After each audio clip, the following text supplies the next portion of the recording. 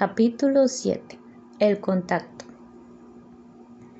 En los últimos días del mes de octubre de 1973, en una de las tantas contactaciones telepáticas con los emisarios de las Pléyades, me anunciaron la fecha de la cita, para el 3 de noviembre siguiente, en una laguna que no precisaron.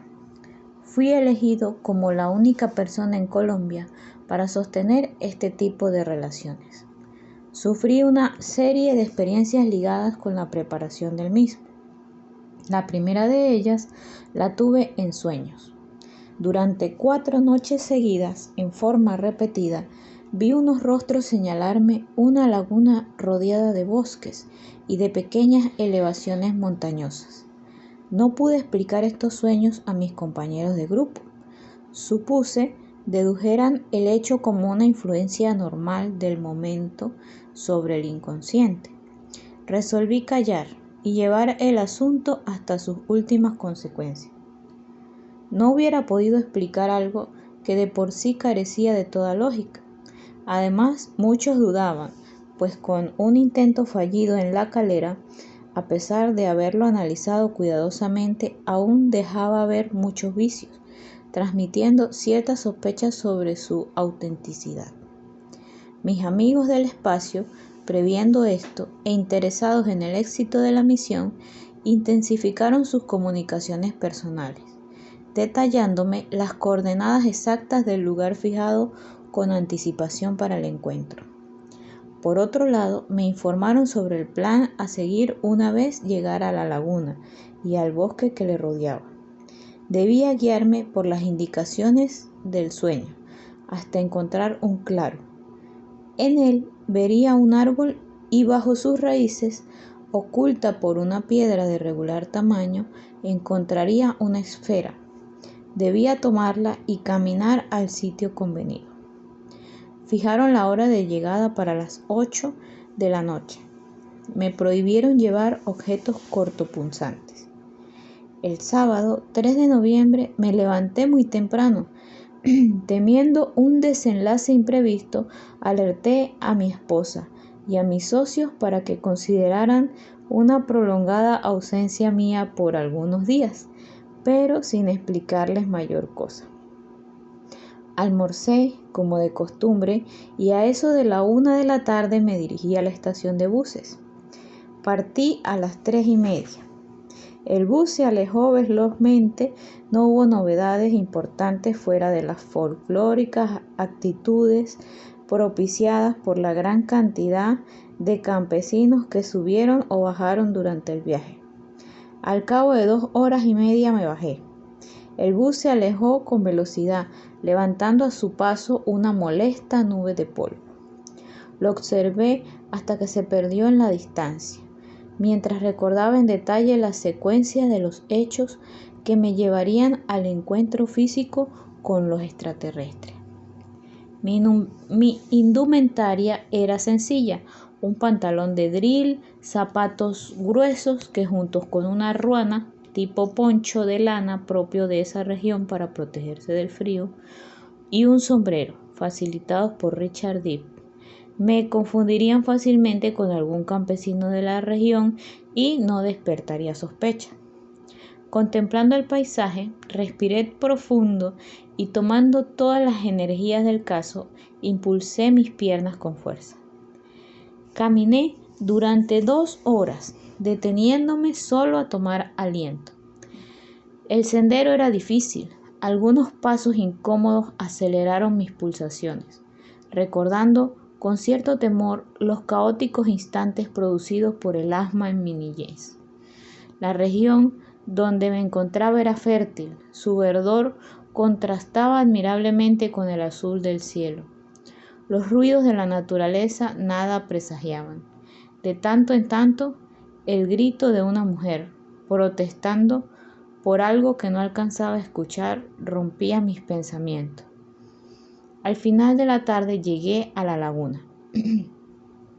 En un recodo de esta, di un paso falso, hundiendo mis pies en el fango, camuflajeado por unas hierbecillas abundantes. La humedad se filtró por entre los zapatos y las medias, obligándome a retroceder. Entonces tomé un camino de herradura poco transitado, desde donde pude apreciar con cierta sorpresa eran dos bosques divididos por una extraña curva que la laguna en su afán de prolongarse dibujaba.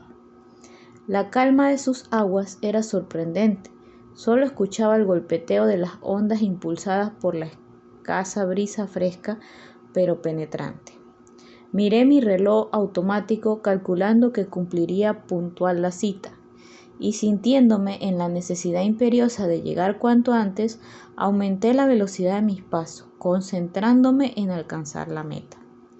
Los bosques estaban frente a mí. Elegí el primero y hacia él me dirigí rápidamente. Penetré entre los árboles. Era un bosque bien tupido. Reflexionando, comprendí por qué los extraterrestres escogían lugares solitarios. La danza y el ritmo de los árboles al vaivén del viento invitaban a la paz, lejos del turbulento caos de las ciudades. Todo se apreciaba con claridad. El sonido de mis pies al contacto con las hojas secas, el murmullo del bosque y en un hablar inteligible el agua de la laguna. Me detuve en un claro del bosque. Todo era como un sueño. Entre un grupo de árboles distinguí uno en especial que identifiqué sin esfuerzo. Corrí hacia él y miré a mi alrededor por si alguien me observaba. Allí había una piedra no muy grande. La moví sin dificultad y como si alguien me hubiera golpeado, sentí la sangre subir a mi cabeza con fuerza. Allí se encontraba la esfera, al alcance de mi mano. La tomé para observarla al detalle. Era liviana y metálica como el acero inoxidable, fría como el hielo. Descubrí en ella varios orificios, como si hubiera sido picada por una aguja muy fina. Seguí el camino con la esfera en mis manos, no me cansaba de mirarla. También estaba pendiente del cielo y del bosque. Sin ver a nadie, me alejé rápidamente de la laguna, internándome cada vez más entre el follaje y la oscuridad que me envolvía. Miré mi reloj, las manecillas fosforescentes me indicaban unos minutos para las 8 de la noche. El momento se acercaba. No me detuve ni un solo instante. Extrañado, fui sintiendo a la esfera calentarse irregularmente. En un principio pensé que era producto del calor que estaba guardado en mi ruana.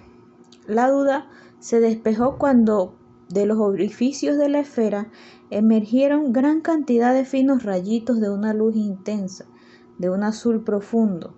Lo único que cruzó por mi mente en ese momento fue que tenía una bomba entre mis manos. Debió ser activada por algo, pues el calor aumentó. La llevé a mis oídos, pero no escuché sonido alguno. Por su cambio de temperatura sin llegar a quemarme, la tomé unos minutos con la punta de la ruana y otros con la mano. Recordé a los hermanos mayores y me preparé para facilitar las cosas. A las 8:10 de la noche no había huellas de su presencia. La esfera, del tamaño de una pelota de golf, permaneció en mi mano izquierda. De pronto, el tiempo se detuvo. Me quedé con la boca abierta por lo que acababa de acontecer. Mis oídos fueron estremecidos de improviso por un ruido sordo, al tiempo que la zona donde me encontraba se iluminó como si el sol hubiera salido de repente. En la claridad del nuevo día aprecié a la perfección dos naves atravesar los árboles sobre mi cabeza, a 200 metros de altura. Las miré perplejo. En su inclinación venían chorreando agua. Eran enormes, pudiendo calcularles sus dimensiones, de 40 a 45 metros de diámetro, o tal vez un poco más, por 12 o 15 metros de altura. Sobre las naves distinguí una gran cúpula proyectando una sorprendente luminosidad. La temperatura del lugar varió notablemente. cuando pasaban sobre mí sentí calor. Aterrado no pude hacer nada. Me estaba esperando en el fondo de la laguna. Por eso oí el ruido al toque del agua. Todos los ruidos nocturnos cesaron. El tiempo se detuvo. La momentánea iluminación diurna fue extinguiéndose poco a poco. Se detuvieron a más de 100 metros de donde yo me encontraba. Silenciosa, una de ellas se colocó detrás de la otra. Ya no hubo luz. Solo un diminuto halo irradiaba la primera nave. Esta se adelantó, como si preparara algo. Moviéndose lentamente, se produjo un ligero balanceo, y a 60 metros de distancia proyectó 2 rayos de luz anaranjados fuertes, de forma perpendicular sobre el suelo. 2 figuras se deslizaron entre los rayos hasta perderse entre los árboles. Desde donde me encontraba, solo alcanzaba a ver la enorme nave. De los haces de luz debo decir que no se apagaron como sucede con la luz de la linterna. Solo vi que se fueron recogiendo hasta llegar a la base del aparato, en una aparente absorción. El sonido de unas ramas y el caminar entre las hojas secas delató la presencia de 2 seres. A 10 metros de mí noté una luminosidad. Los trajes eran color gris plomo, pero no brillaban.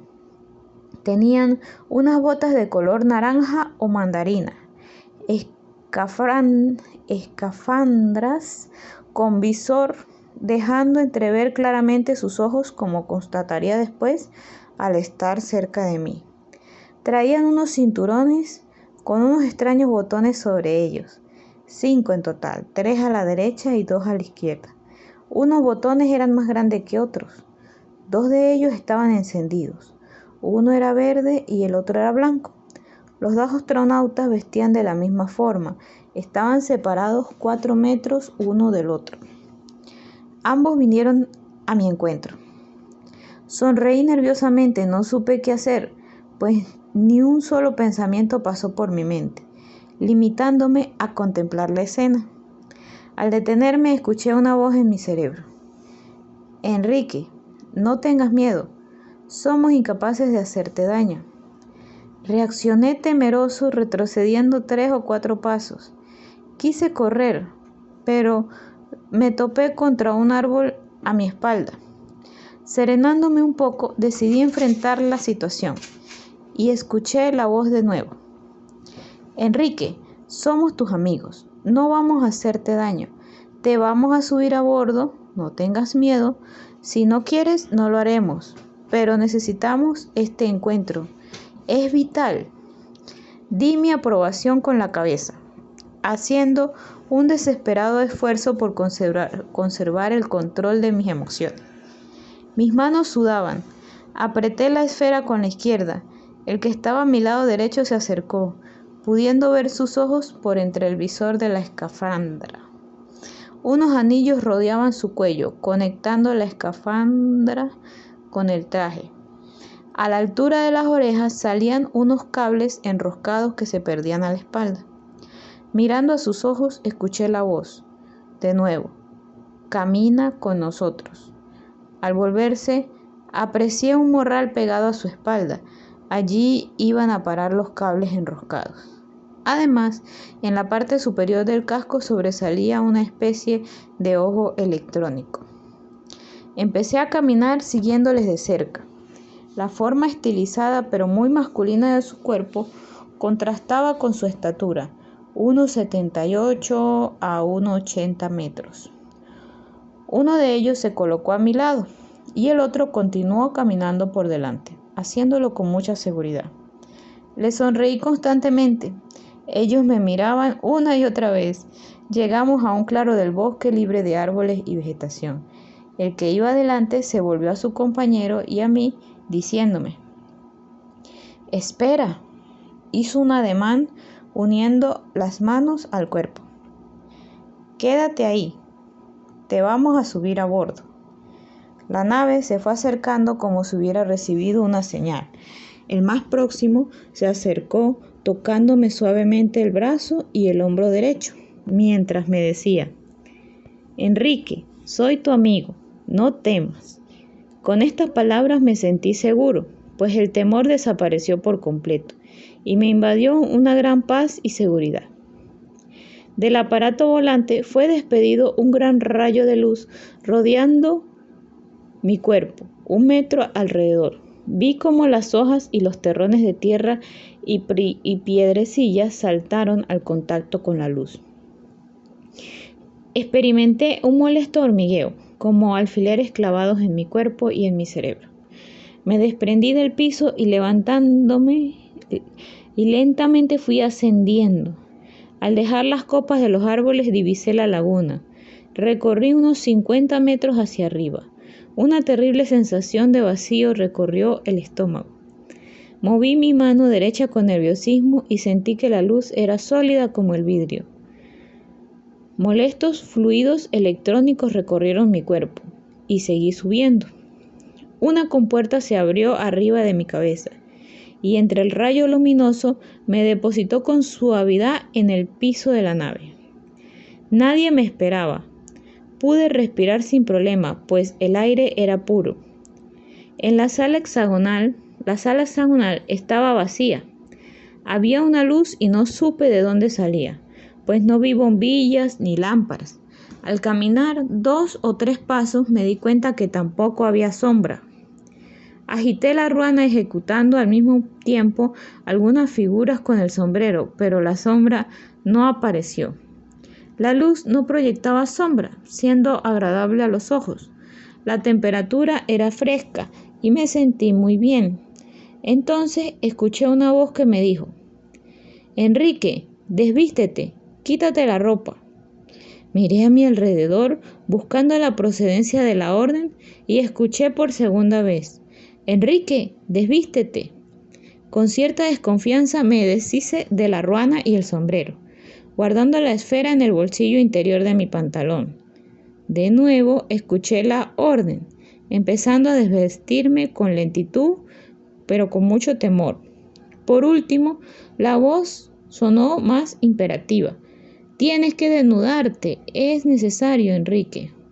Me quité rápidamente las últimas piezas de mi ropa, cubriendo mi desnudez con las manos, pues me sentí incómodo. Un instante después comenzó a salir humo del vértice que unía el piso con las paredes. Desconcertado pensé que me envenenarían, como hicieron los nazis con los judíos en las cámaras de gas. En menos de 5 segundos, toda la sala se cubrió de humo, tocándome con suavidad y sin impedirme respirar normalmente. Era azul, con un delicioso olor que asocié inmediatamente con la lima o el limón. Al transcurrir varios segundos, desapareció por donde había salido. No pude encontrar la explicación. Caminando por la sala, pensé en la forma de salir de ella, pero no había puertas, ni remaches, ni una sola costura que delatara una salida. Estuve siempre a la expectativa. La voz se escuchó de nuevo: «Vístete, Enrique». Sin hacerlos esperar 4 veces como al principio, me vestí tan rápido como pude. Y otro sonido suave escuché: una puerta que se abrió hacia arriba o hacia los lados. «Enrique, amigo mío», me saludó uno de ellos. Le extendía la mano respondiendo de la misma forma. En tanto me presentaba a su compañero que recién entraba al salón. «Este es Crunula», dijo en castellano. Le extendí la mano, pero con sorpresa observé cómo la de él apenas la colocaban a la altura del pecho. Tocó mi mano suavemente, haciéndome luego una ligera inclinación como especie de saludo. Me volví a mi primer interlocutor, desarrollándose con una sorpresiva conversación de respuesta clara, pero sin comprender a cabalidad lo que estaba pensando. «Yo soy Cyril, Enrique», le respondí. «Yo soy Enrique Castillo». «Sí, yo soy Cyril Weiss», volví a repetirle. «Sí, yo soy Enrique Castillo. Tú eres Cyril Weiss», agregó. «¿No me recuerdas? En Caracas, en 1969, a la entrada de teatro. Yo soy tu amigo de aquel entonces, ¿no te acuerdas?». Por fin entendí el significado de aquel intercambio de palabras. Con alegría desbordante y con los recuerdos a flor de labios, exterioricé todo el cúmulo de sentimientos reprimidos y promoviendo una desbordante sensación de dicha le dije: «Cyril, mi amigo el suizo, ¿pero qué haces aquí?» «Yo soy uno de los tripulantes de esta nave». «¿Cómo? ¿Cómo puede ser?» «Sígueme y te lo explicaré». Me pidieron la esfera y al instante la entregué. Caminando por un pasillo semicircular, entramos a una amplia sala. 4 personas sentadas nos esperaban frente a un escritorio o mesa grande, transparente como la clara de huevo y situada en el centro de la sala. 2 de ellos vestían un traje color miel quemada y los otros 2 color plateado, diferentes al gris plomo de los seres que bajaron por mí. Cyril, presuroso, me dijo: «Mi nombre es Krishna-Mer y soy extraterrestre». En un momento pensé que tal vez mi amistad con Cyril en Caracas había influido en mi escogencia para el contacto. No podía creer que Cyril fuera un extraterrestre. Sus facciones estaban un poco cambiadas, pómulos salientes, la boca más delgada, casi sin labios. Al sonreír pude verle una bellísima dentadura, nariz muy recta, sus ojos ligeramente asiáticos de un azul profundo, su cabello amarillo llegaba hasta los hombros. A las 8:25 de la noche se realizó el encuentro que no me permitiría volver a ser el mismo de antes, por las hondas implicaciones a desarrollarse posteriormente. Pude apreciar a los hombres detrás de la mesa transparente. No tenían escafandra. Eran asombrosamente parecidos, de la misma estatura, de cabellos amarillos, piel tersa como la de un niño. Sus frentes eran amplias y sus caras, terminando en una barbilla recta, no tenían arrugas, manchas o lunares. Uno de ellos, al volverse, descubrió unas orejas perfectas. Sin ser atléticos, sus cuerpos estaban perfectamente conformados. Al saludarlos, me repitieron el toquecito con la palma de la mano y respectivamente su inclinación de cabeza, señalándome un solitario asiento frente a la mesa. No llevaban guantes, sus manos eran blancas y sedosas, con dedos un poco más largos de lo normal. El líder se sentó de último. Cyril lo presentó como comandante de la nave y jefe de la misión, de nombre Kramier. Seguidamente los demás: Krenza, Kramakan, Kruenenger, que junto a Krishna-Mer y a Krúnula formaban parte de la tripulación. Nos observamos detenidamente. Me miraban y examinaban minuciosamente. Intenté detallarlos al milímetro también. En un tenso silencio, mi corazón se agitó de tal forma que creí que estallaría. Esperé. Fueron ellos quienes hablaron primero. Por fin el comandante se adelantó, no sin antes pronunciar extraños sonidos, como una gran cantidad de eses y zetas, dirigiéndose a su compañero, y en tono casi imperceptible dijo: «Bienvenido, me alegro de estar con ustedes, hermanos», respondí. «Pero quisiera saber por qué me encuentro aquí y de dónde vienen». «Venimos de las Pléyades». «¿Dónde están las Pléyades?» «Es lo que ustedes conocen como las 7 cabritas». Les hablaba en castellano y el comandante respondía telepáticamente sin mover los labios, pero escuchando su voz en mi cabeza claramente. «En cuanto a la pregunta de por qué estás aquí, tú la conoces perfectamente, porque desde hace años te estamos siguiendo». Asombrado, no dije ni una palabra, pues aún hoy, al escribir este libro, desconozco las razones de mi encuentro con los extraterrestres. ¿Qué cualidades encontraron para seguir paso a paso mi vida? ¿Por qué me escogieron? Aún hoy no lo sé, y esto me mortifica hasta la desesperación. La conversación en la nave continuó. Llevaba un cuestionario escrito en un papel por algún miembro del grupo, pero no me acordé de él en ese momento. Las preguntas y respuestas se iban desarrollando tal como se presentaron en ritmo de improvisación. La actitud de los tripulantes era más de brindarme confianza que de entregarme información. Krishnamr y Krúnula, con los brazos cruzados y parados en forma rígida, casi militar, escuchaban atentos. El salón donde nos encontrábamos era amplio y singular. Su diámetro alcanzaba los 6 metros, con separaciones blancas transparentes, de formas geométricas a manera de secciones. 4 salientes venidas del piso sobresalían a forma de vigas. 2 columnas daban la impresión de ser de material plástico. Las sillas donde estábamos sentados parecían forradas en cuero. Al tomar asiento, sentí blandura, sumiéndose al nivel correcto de las piernas y adaptándose a las formas del cuerpo. Me permitía descansar con comodidad. Unos cuadros decoraban la sala con representaciones de animales, a mi parecer deformes. Era una especie de serpientes aladas y de dragones. Otros mostraban aves volando y temas del espacio, con estrellas, planetas, rutas de caminos estelares, rectos o en espiral como si fueran embudos. Algunos folders envueltos en cintas parecían forrados, conteniendo hojas semejantes al plástico muy fino. ¿Cartas de vuelo? El ambiente de la sala era sobrio. Había adornos en formas de plantas o flores encerradas en una cúpula, que exhalaban una especie de niebla o gas. La tierra estaba húmeda.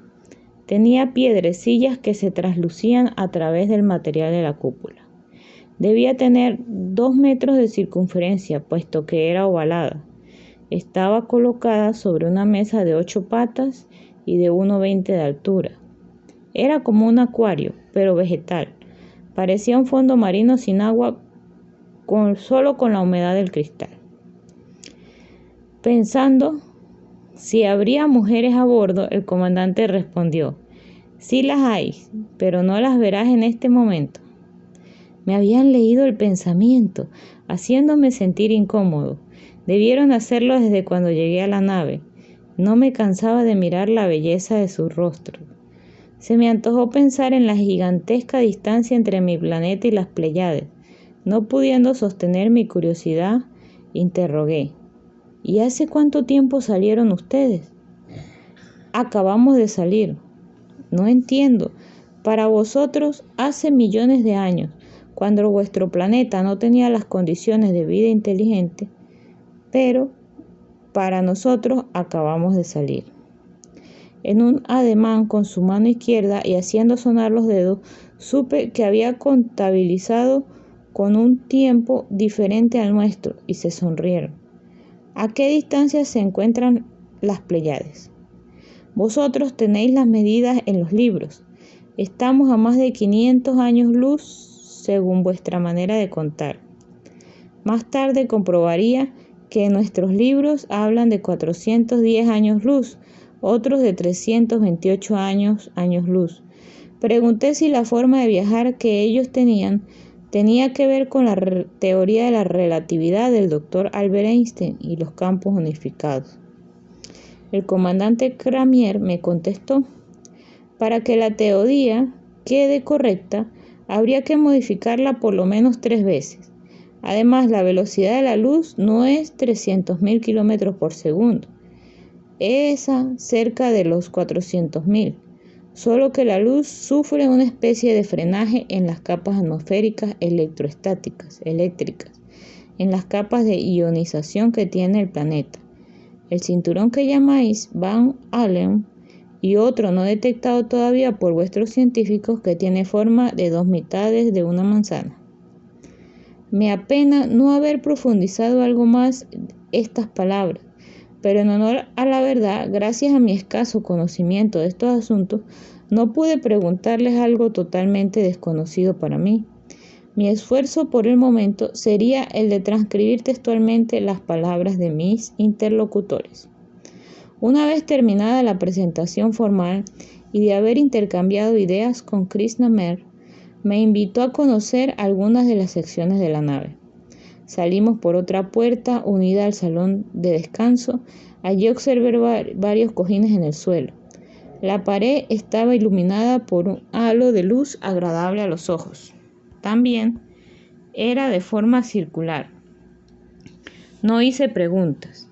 De nuevo en el pasillo encontramos más salas, curiosamente conectadas a la sala central donde estuvimos primero. En uno de estos recintos vi botellas, frascos grandes, inclinados un poco y cerrados herméticamente. Una de las botellas contenía un líquido muy verde. Pregunté qué era. Es extracto de clorofila que tomamos de los bosques y selvas, extrayéndolos de los mejores árboles.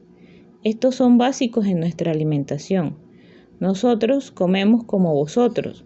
Nos gustan las frutas cultivadas en el sur del continente, los duraznos, los melocotones y las uvas. Chile o Argentina. Nosotros tomamos prestadas las frutas de los cultivos y luego por las noches, con ciertos rayos que producen una fuerte concentración de iones, aceleramos su crecimiento y maduración. A las pocas horas los frutos estarán de nuevo en su punto. Debes creerlo porque es cierto, nosotros realizamos una alteración dirigida al metabolismo de los vegetales. Nuestra tecnología lo permite. Al salón de botellas también otras tenían una sustancia líquida de color café y algunas un líquido muy transparente. A bordo de nuestra nave tenemos un laboratorio donde procesamos todos los alimentos. Seguimos nuestro recorrido y al pasar por lo que creí que era una sala de recreación, alcancé a ver varios libros cuyas páginas transparentes tenían escritos símbolos muy parecidos a la del alfabeto japonés. Siguieron insistiendo en la forma como se alimentaban. Me dijeron, nosotros necesitamos este tipo de alimentación porque hemos detenido el proceso de cariocines.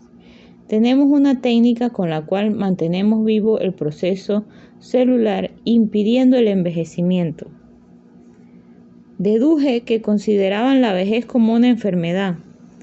De otro lado, me pareció interpretar sus palabras sobre el concepto de la inmortalidad, pero no me lo dijeron directamente y yo no me atreví a confirmar mi sospecha. Estamos aquí cumpliendo una misión muy especial. Pertenecemos a una civilización muy desarrollada, hermana de otras civilizaciones, de donde hemos recibido órdenes específicas para el planeta Tierra. Desde la antigüedad hemos contactado con otros hombres pertenecientes a otras culturas. Hemos influido en sus pensamientos, a través de los que ustedes han llamado maestros, pero no solo en este planeta, también en otros mundos. Hemos contribuido al desarrollo, no solo científico y cultural, sino también en el espiritual. Además, algunos de nosotros han nacido aquí o reencarnamos, si lo preferís, desde lejanos tiempos. Posteriormente, me condujeron a una escalera metálica en forma de caracol e íbamos por ella, a otro piso. 3 hombres se cruzaron en nuestro camino. Krishnamr dijo que la tripulación constaba de 12 miembros, 12 hombres. Los 3 tripulantes se voltearon y me saludaron. Uno de ellos se perdió por una compuerta comunicada a una sala. Los otros se situaron frente a un tablero de controles manipulados por otros extraterrestres que no se dieron por aludidos, pasando así desapercibida mi presencia. Recorrí con la mirada la sala de controles localizadas en el 3er piso de la nave. Varios mapas estaban extendidos, con los brazos cruzados hacia atrás los observé. Son mapas cósmicos, me dijeron. Parecía haber salido de la pared para que yo los viera. El panel de control con luces se encendía y se apagaban como las de neón de los avisos publicitarios nocturnos. Debían influir sobre los mapas. Estos aparecían marcados con luces multicolores representando algunas zonas. Habían líneas definidas, otras sin función aparente, mostraban galaxias, nebulosas, soles y planetas. Pregunté si podía saber los nombres de esos planetas. Me respondieron, no te serviría de nada, porque nosotros los conocemos con nombres diferentes. El comandante ubicó nuestro planeta en una vía láctea totalmente diferente a como nosotros la conocemos en fotografía. Una luz pulsante diferenciaba al planeta Tierra de otros puntos, situándolo en un lugar bastante alejado. Nosotros no exploramos vuestro planeta porque tenemos base en él desde hace miles de años. Otras civilizaciones lo hacen. Acercándome a los tableros de control, examiné una especie de relojes. Eran varios, superpuestos unos sobre otros, pero sin entorpecer su funcionamiento entre sí. Cada uno tenía sus propias manecillas marcados con caracteres ilegibles. En alguno de los relojes alcancé a observar números semejantes a los nuestros, señalados por unas manecillas comunes y corrientes. Parecían medir varios tiempos a la vez, y uno en relación a los otros. Entre medios, en mi momentánea curiosidad, debí volver la atención a las palabras serias del comandante. Estamos aquí porque conocemos las calamidades que sobrevendrán al planeta Tierra. Una de ellas es la Tercera Guerra Mundial. Esa próxima sabemos la fecha, pero no podemos intervenir. Eso sería contra lo que vosotros llamáis libre albedrío. Debéis aprender a convivir en paz y armonía, pero tenéis que lograrlo por vosotros mismos, y eso es alcanzar un nivel de conciencia. Tal vez el mayor descubrimiento que harán los hombres de la tierra será el conocer a Dios, sin los rodeos y las limitaciones que le habéis puesto. Dios no tiene forma, Él es omnipotente y no podéis representarlo. Vosotros creéis en un concepto de Dios totalmente errado. Nosotros no lo conocemos como vosotros lo habéis imaginado. No le damos un nombre especial, pero cuando nos referimos a Él, le llamamos el que no tiene nombre, el innominado. En nuestra manera de vivir, no necesitamos creer como vosotros. El comandante habló con tal propiedad y conocimiento del tema que no pude objetarle absolutamente nada. Solo se me ocurrió preguntarles algo relacionado con las investigaciones de los estudiosos. ¿Es verdad que ustedes intervinieron en la destrucción de Sodoma y Gomorra? Nuestra Biblia señala que fue un castigo de Dios, un castigo donde perecieron miles de niños y gente inocente. La destrucción no la realizamos nosotros. Fue otra civilización, otra raza. Vosotros no podéis entenderlo ahora. Se obedecen órdenes superiores y cuando se da una orden hay que cumplirla. Los que dictan esas órdenes obran con equidad y justicia. ¿Cómo hicieron ustedes para viajar desde las Pléyades hasta la Tierra? Nosotros viajamos a la velocidad del pensamiento. En otro momento te explicamos eso. ¿Cómo es vuestro sistema solar? Está compuesto por 3 soles, 2 de los cuales giran alrededor de un sol mayor, y alrededor de los soles giran 43 planetas. Nosotros vinimos de uno de esos planetas, pero no todos están habitados. Todavía estamos estableciendo colonias. Nuestro sol le llamamos Shi-el-Hob y vivimos en 4.º y 5.º planeta, de donde venimos. Salimos del cuarto de navegación para dirigirnos nuevamente a la sala circular de nuestra primera entrevista, y allí continuó el diálogo. Miraba con cierta extrañeza mi reloj, detenido a las 8:25 de la noche. Moví mi mano infructuosamente tratando de hacerlo funcionar. Calculé en 1.5 horas mi permanencia en la nave. Krishnamr sonrió y dijo: «Tu reloj no funciona aquí adentro». «Bueno, sí, mi reloj no funciona. Entonces, ¿por qué no volamos a algún lado? Ven, acompáñanos. Desde que tú entraste estamos viajando». Realmente me sorprendió, pues supuse que debía estar usando un traje especial de astronauta, guantes y escafandra.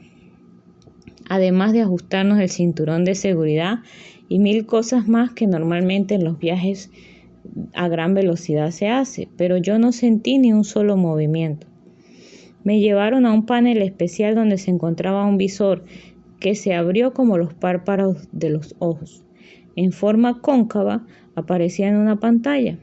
Me senté frente al visor en una silla fija. Uno de ellos, manejando los controles, los graduó y me invitó a mirar por él.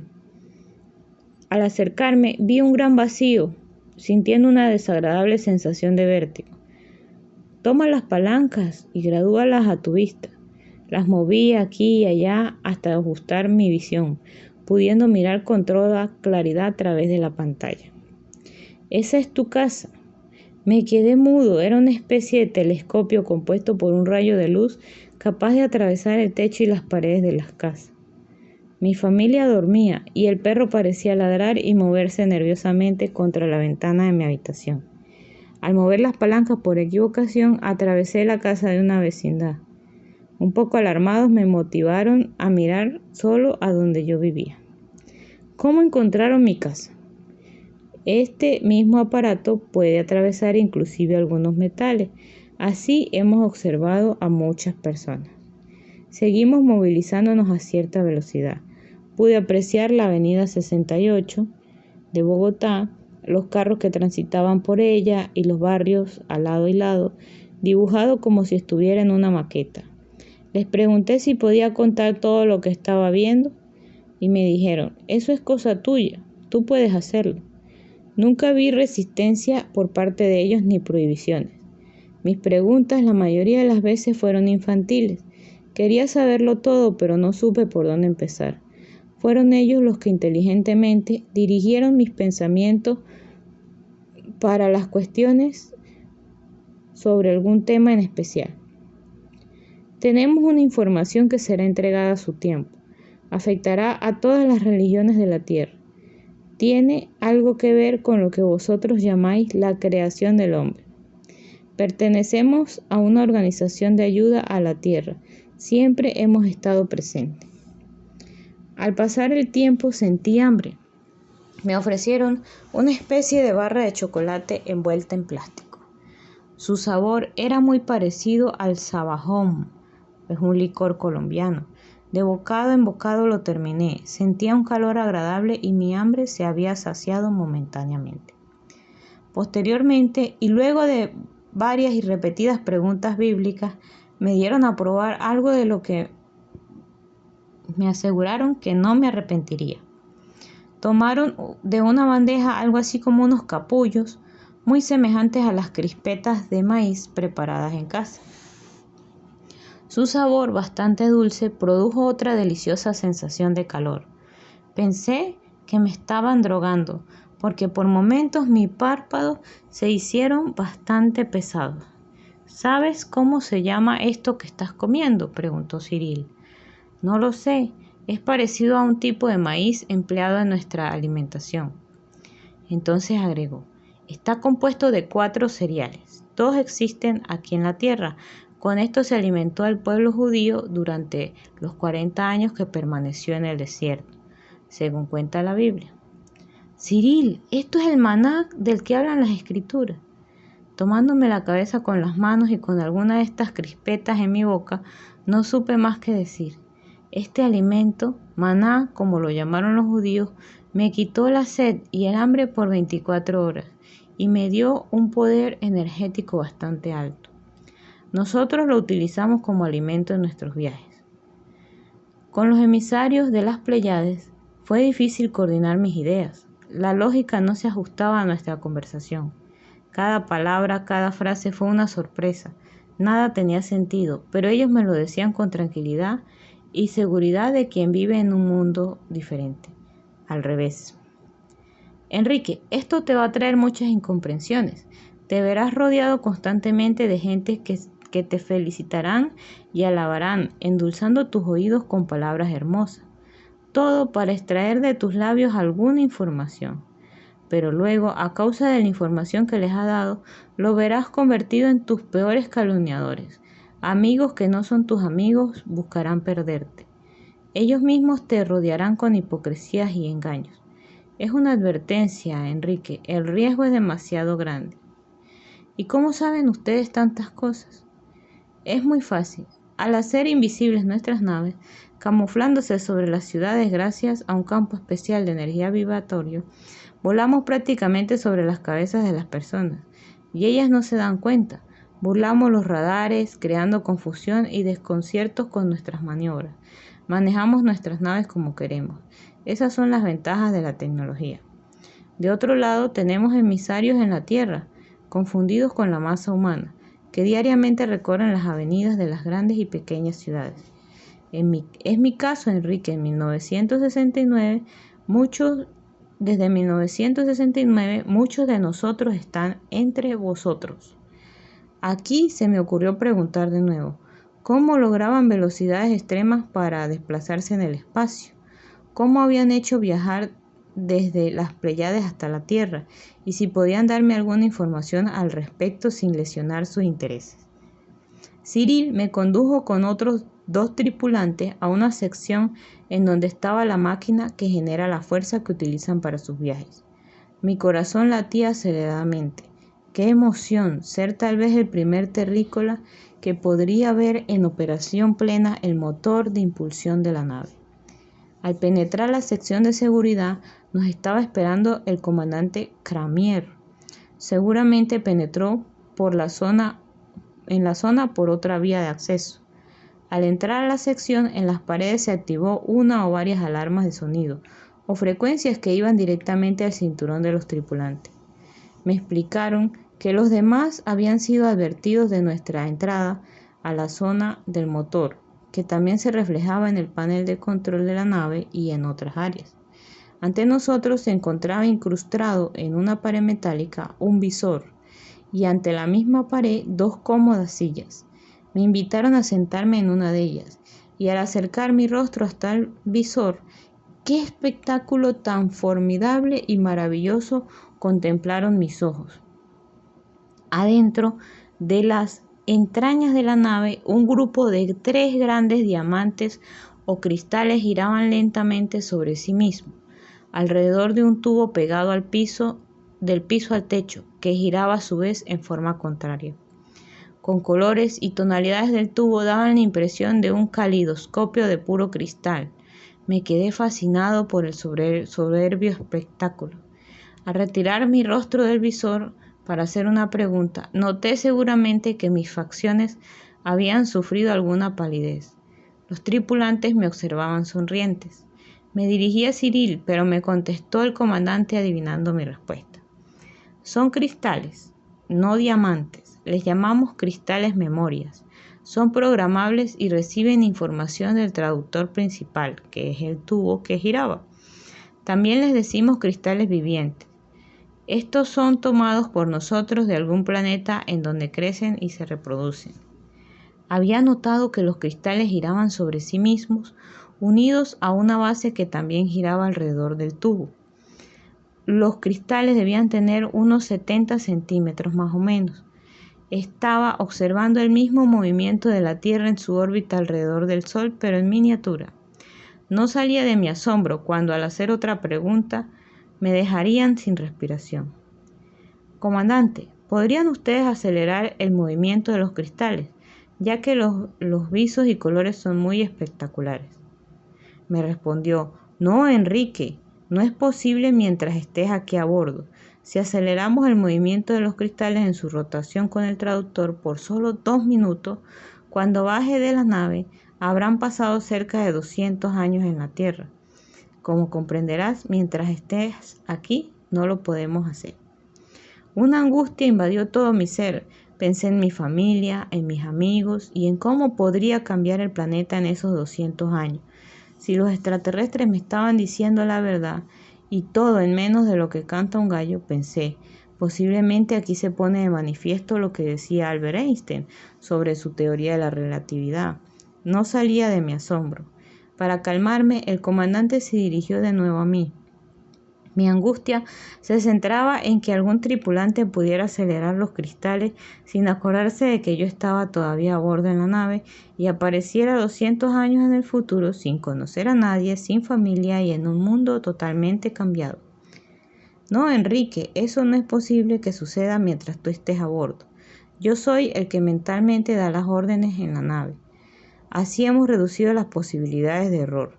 Si algo me sucediera a mí, existen 2 miembros más de la tripulación con autoridad para realizar la integración también mente-máquina, en que el acople se establece con impulsos mentales directamente al programa traductor cristales.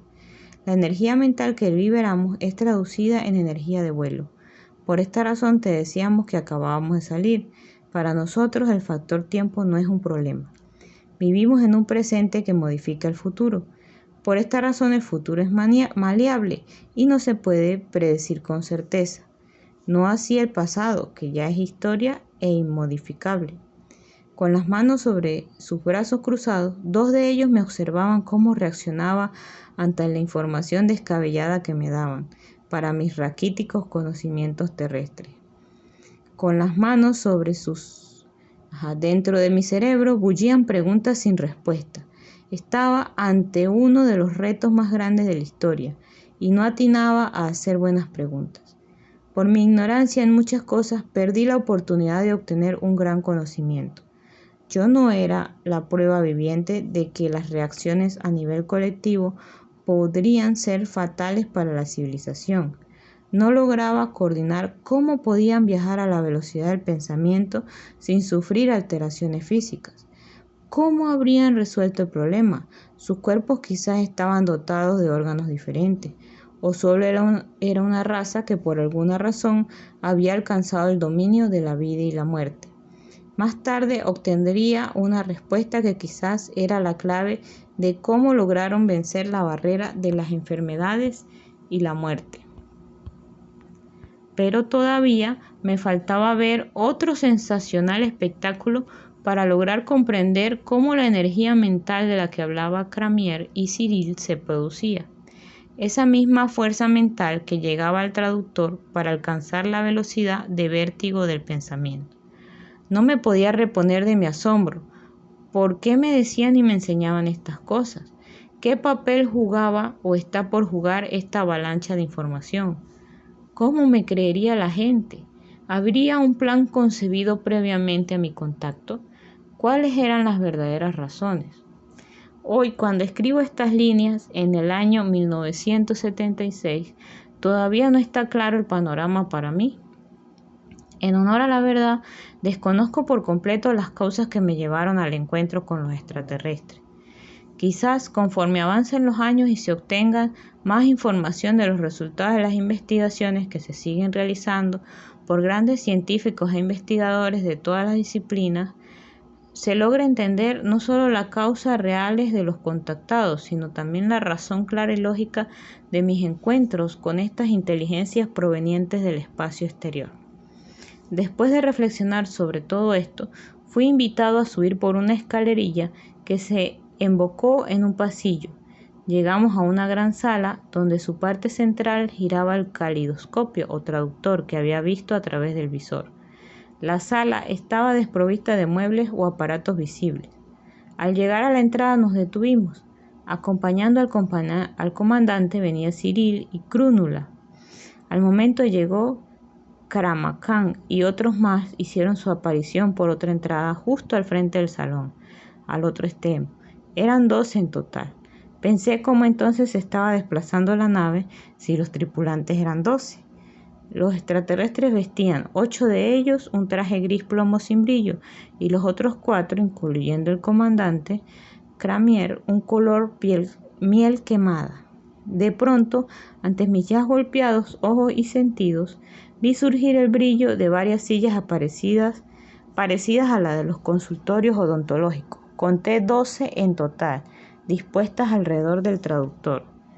Del techo descendieron unos cascos como de motociclistas que se insertaron en las cabezas de los tripulantes.